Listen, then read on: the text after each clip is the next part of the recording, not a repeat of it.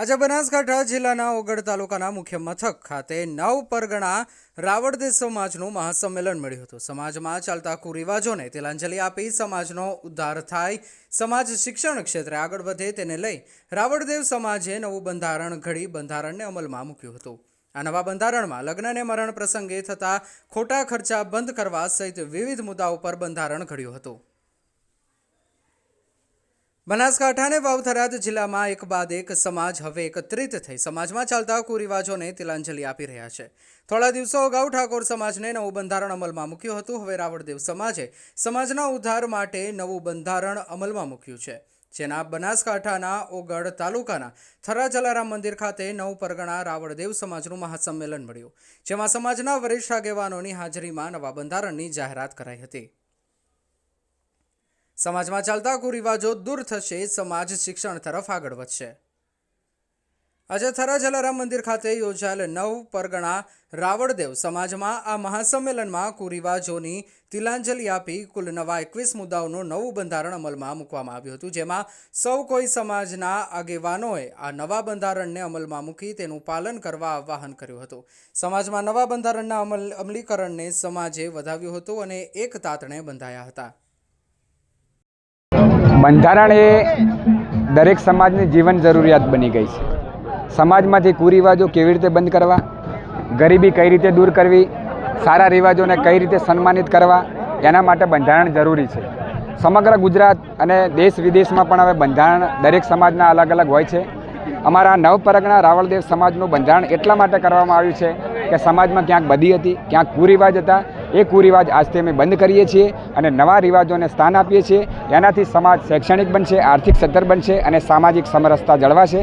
એટલા માટે અમે બંધારણ નક્કી કર્યું છે। કયા મુખ્ય મુદ્દાઓ ઉપર ખાસ અમારો મુદ્દો એ છે કે જે ખોટા ખર્ચાઓ થાય છે, લગ્ન પ્રસંગ હોય, ચાહે શ્રીમંતનો પ્રસંગ હોય, હલ્દી રસમ હોય કે પ્રિવાઇડિંગ હોય, આ જે કોઈ રિવાજ વગરના મુદ્દા જે સમાજમાં ઘર કરી ગયા છે એને કઈ રીતે દૂર કરી શકાય, એના માટે ખાસ અમે આ મહાસંમેલન યોજવામાં આવ્યું હતું અને મારા અંદાજ પ્રમાણે નવ પરગણામાંથી 5000 ઉપર કરતાં પણ સમાજ બંધુઓ, માતાઓ, બહેનો અને દીકરીઓ અહીંયા આજે ઉપસ્થિત થઈ અને અમારું આજે બંધારણ અમે નક્કી કર્યું છે એ બંધારણ સૌએ સ્વીકાર્યું છે, એનો ખૂબ અમને રાજીપો છે।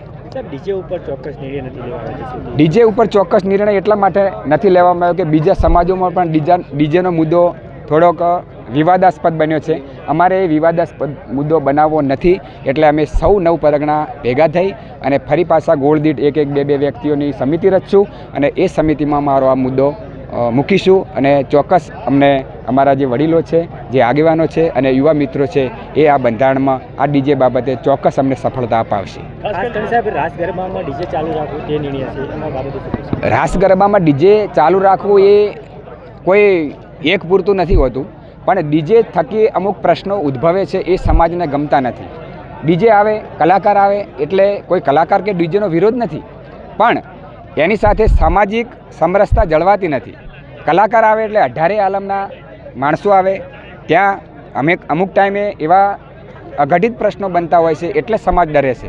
કોઈ એક વ્યક્તિનો વિરોધ નથી, કોઈ કલાકારનો વિરોધ નથી, કલાકારને ડીજે તો સન્માનીય છે। અમે ધાર્મિક પ્રસંગ માટે છૂટ પણ આપવાના છીએ, એ પણ સમાજ નક્કી કરશે।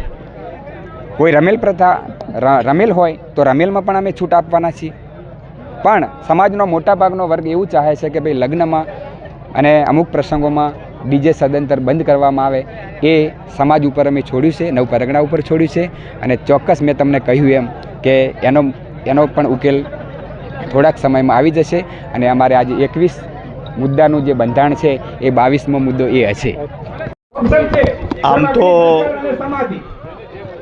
આટલી મોંઘવારીના સમયમાં ખોટા ખર્ચાઓ બંધ કરવા એવા સમાજનો ઉદ્દેશ છે અને ખોટા ખર્ચાઓ બંધ કરી અને એ પૈસા એ બાળકોના ભણતર માટે વપરાય એવો એક ઉદ્દેશ લઈને આજે આ સમાજ આખો ભેગો થયો છે।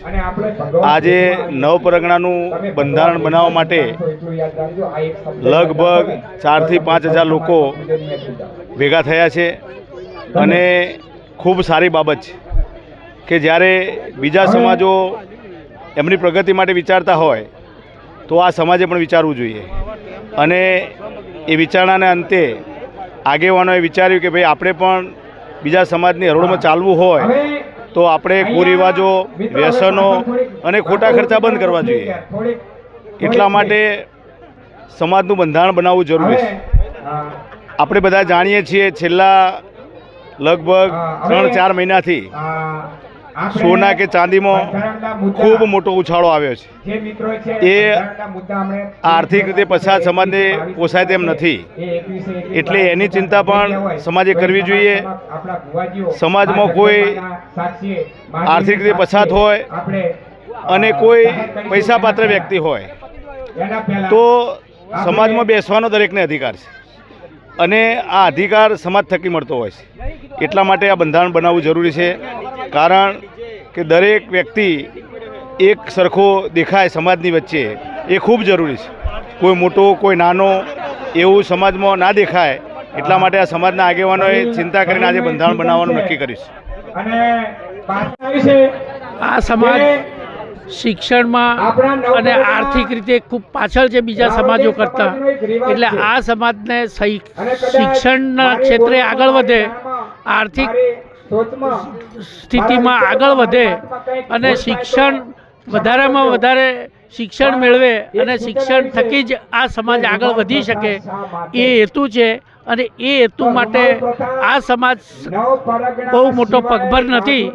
એટલે ખર્ચાઓ મોંઘવારીમાં ઓછા કરી અને એ ખર્ચાઓ જે ઘટાડે, એ ખર્ચાઓ જે વધે એને પોતાના બાળકોના શિક્ષણ માટે વાપરે અને શિક્ષણ આગળ વધે. એ આજની આ મિટિંગનો અમારો આશય છે.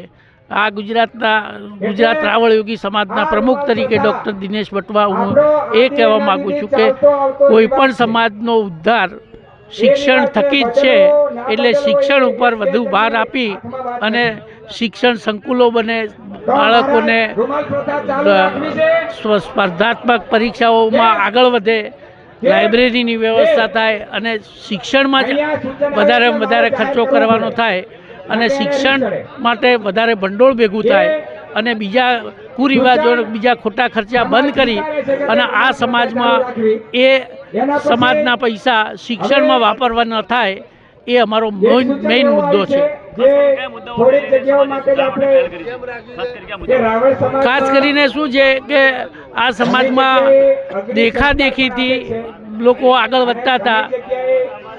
કોઈ એક વ્યક્તિએ 10 લાખ રૂપિયા લગ્નમાં ખર્ચો કર્યો તો એને જોઈ અને એ માણસ દેવું કરી અને પણ બીજા ખર્ચા કરે. મરણ પ્રસંગમાં પણ એવું જ કરે કે એની પહોંચ ના હોય તો એ બીજા લોકો એને ટોકે અને બીજા લોકોએ સારું કામ વધારે ખર્ચો કર્યો છે તો મારે પણ કરવો, તો એનું ઘર ગીરવે મૂકે, જમીન હોય તો ગીરવે મૂકે. એ બધું કરી અને એના બાળકોની બરબાદી કરે છે. એ બરબાદીમાંથી આ સમાજને બહાર કાઢવો છે. એટલે મરણ પ્રસંગના લગ્ન પ્રસંગમાં થતા અતિશય ખર્ચાઓ બંધ કરી અને એનું બંધારણ કરવા માટેનું આજે મુખ્ય આયોજન છે. આનંદ છે અમારા નવપરગણા રાવળદેવ સમાજ વતી આજે થરા મુકામે જલારામ મંદિરે જે દરેક સમાજ હરણાફાળ દોડ ફરી રહી છે એની સાથે ખભે ખભો મિલાઈ, પડખું મિલાઈ દોડવાની શિક્ષણને વધુ મહત્ત્વ આપવામાં આવ્યું છે અને કુરિવાજો ડામવાની વાત આવી છે. અન્ય ખોટા ખર્ચા નાબૂદ કરવાને આવે છે. આ બંધારણથી અમારા નવપરગણા રાવળદેવ સમાજ બધાય ખુશ છે અને રાજી છે. ડીજેનું કેવું છે કે ડીજેનું અત્યારે સમાજ થકી કહેવામાં આવ્યું છે કે જે ગોળબાઈ જેને ચાલુ રાખવું રાખે, પણ છતાં મને સમાજ ઉપર વિશ્વાસ છે કે દરેક સમાજના નિયમો સરખા જ રહેશે.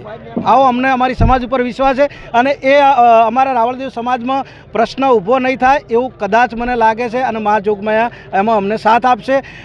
ડીજેનો મુદ્દો એવો છે કે ભાઈ દરેક અમારા નવપરગણામાં 32 કે 34 ગોળ કદાચ સાહેબ હશે. 32-34 ગોળની અંદર ગોળ વાઇઝ જેને રાખવું હોય રાખી શકે, ન રાખવું હોય ન રાખી શકે, પણ છતાંય કદાચ આ તો ભગવાન માતાજી કરે ને બધું એક નિયમનું પાલન થશે એવું અમને આશા છે. મારું નામ ચંદુભાઈ રાવળ, ભુવાજી, વડા.